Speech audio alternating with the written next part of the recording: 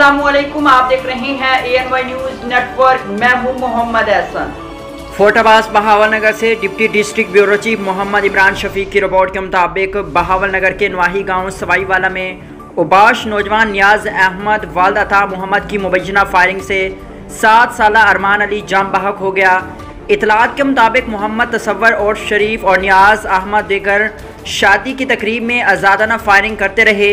अहले इलाका के मना करने के बावजूद नाजायज़ असले का बेदरीग इस्तेमाल करते रहे और इस मौके पर अरमान नामी 7 साला बच्चे को अपनी गोली का निशाना बना डाला, जो मौके पर ही जाम बहक हो गया। बच्चे के वालदा ने होश में आते ही थाने में मुकदमा दर्ज करवा दिया। बच्चे की वालदा ने DPO बहावलनगर और आला हुकाम से मुल्ज़मान को कैफ़रे किरदार तक पहुँचाने का मुतालबा किया है।